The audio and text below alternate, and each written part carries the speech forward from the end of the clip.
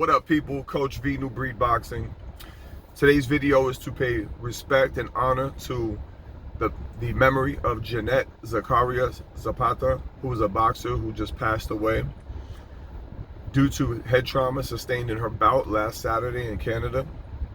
I just want to extend my deepest condolences to her family and her loved ones, and to honor her memory, and just say that it is a tragic loss anytime anyone passes away. Me being involved in the sport of boxing for over 20 years, I've seen a lot of things happen to people, good and bad. The highest highs and the lowest lows, and I can tell you that this is a tough sport, and that the sport itself overall has gotten, it's always had that stigma of being dangerous and people not wanting their kids to do it.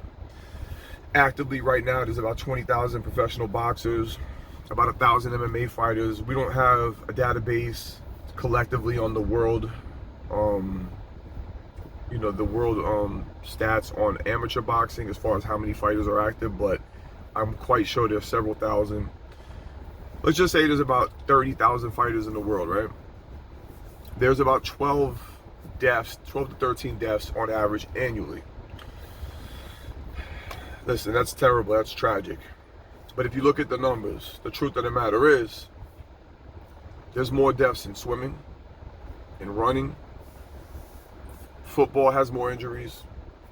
I'm not trying to throw shade on any other sport or anything, but I'm just saying, boxing is not the most dangerous sport. Now, what I will say is, in my opinion, I don't know, I didn't see the fight, so I don't know exactly if there was any foul play on behalf of who she was fighting, her opponent, or if the referee didn't do his job, or if she had a pre-existing injury, which are usually the things that are attributed to someone passing in the ring or after as a result of the fight. Those are usually the reasons why somebody passes away. But I'm gonna tell you this. One thing I did notice, which I think is not has not been pointed out yet, or maybe it's too early, but I'm gonna have to point it out because I noticed it. She was very early in her career professionally, and very young. And I was looking at her box record, and I was looking at the people that she was fighting, her previous fights too. She had a few losses, she had a tough couple fights with people that, in my opinion, she had no business being in the ring with. I'm very careful when I match my fighters up. Matchmaking is critical. You're gonna make or break your fighter depending on who you put them in there with. And once they reach a certain level, they gotta be ready for anybody, that's true. But I'm gonna tell you that at the level that Jeanette was at in her career, in my opinion, she was being overmatched, maybe just to make fights happen on a card for some promoter. But the blame has got to fall on her manager and her trainer. Listen, man, everybody is taking their life in their hands when they step in the ring, even sparring. But I'm gonna tell you this: if I see that somebody has a lot more experience than my fighter, a lot more experience, to the point where I know that it's not a pitched battle, it's not a fair fight, I'm not going to sign off on it. I'm not going to allow it.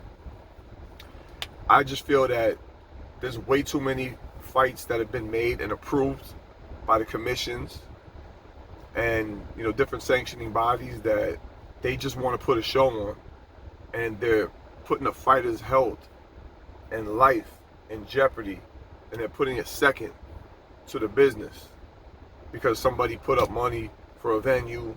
I've thrown a lot of boxing events personally, and I know it's stressful. You want the show to go on, but not at the expense of somebody's life. And I'm not saying that's exactly what happened here, but I'm gonna tell you straight up that whoever put her in the ring with that girl she fought and a couple of fights she had before that, they didn't have her best interests at heart. And I'm gonna tell you straight up, I don't care who's offended by that. She didn't have the right people in her corner. And that's tragic, and I feel terrible about that, but I'm just being real with you. Look up her box record and you'll see what I'm talking about. She was being put in there, kind of thrown to the wolves, man. You know what I'm saying? And that's what I don't think that, that's getting the attention it deserves, man. Because there's fights in Tijuana in the bull rings, I swear to my life, they're taking dudes out of the crowd drunk, signing them up, getting them a box rec ID, throwing them in there with guys that are killers, getting smashed out, padding somebody's record. The other guy, maybe some of these guys are tough, they can take a beating. You can only take so much punishment as a human being. It's like chopping a tree. Yeah, you can take a few chops, but after a while, eventually, you're going to reach the end of the line and that tree is going to fall, whether it's brain damage or you wind up passing away as a result of your injuries. That is where I think the problem lies. I think, putting your trust in your trainer, and once you turn professional, your manager, is, that's the cornerstone of your career, is your management, your trainer. Because you could be the best fighter in the world, but if you don't got the right management and the right trainer, you're going to be just another unheard of, forgotten about person that just could have been somebody, And everybody, like I said, everybody does want that phone call, that Rocky moment, like, Ugas just got with Pacquiao. He got the call. He was an alternate. He wasn't even supposed to be in that fight. And he wasn't as experienced as Pacquiao. And it was a risk, but it was a calculated risk because Ugas is a great boxer. And he pulled it off. He pulled the upset off. You know what I'm saying?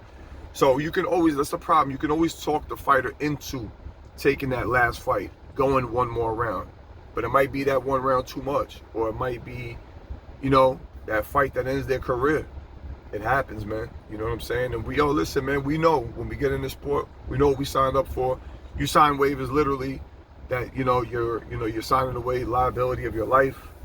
So whatever. But at the same time, I do want to also make it known, if you're under the right guidance with the right people behind you, boxing is still a very safe sport.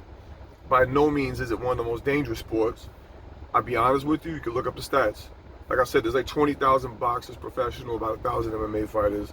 There's no database on the amateur, the collective amateur circuit, so we don't know how many there are. Let's just say there's 5,000, probably more. So let's just say there's just under 30,000 boxers. There's about 12, 13 deaths a year. You know what? Swimming has more deaths a year. Competitive swimming. Competitive running has more deaths a year than boxing. Per capita, too. I'm not talking about, overall. You know what I'm saying? Because there's a lot less people boxing and doing combat sports than there is running and swimming. But I'm just saying, from what I've seen, the stats, boxing is not the most dangerous sport. You know what I mean? It's just, you just got to make sure that you're under the right tutelage and under the right supervision. And,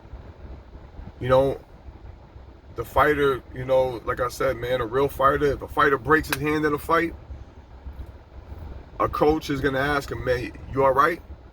He's going to go, yeah, I'm good. Don't worry about me. I'm straight. Meanwhile, his hand's broke. Fighter's not going to tell you no. A real fighter is not going to back down.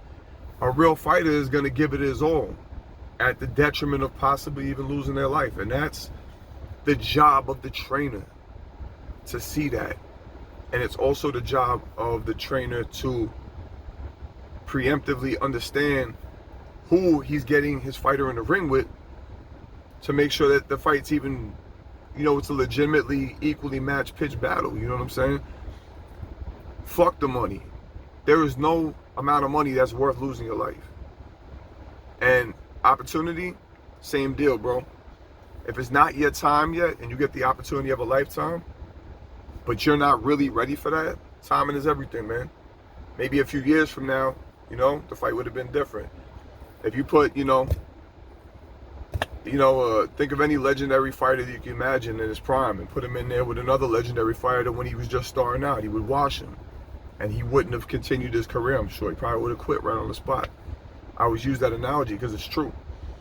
So, just know when you get into this sport, you got to do your due diligence. I don't rush my guys. People have complained, other coaches be like, oh, you take too long.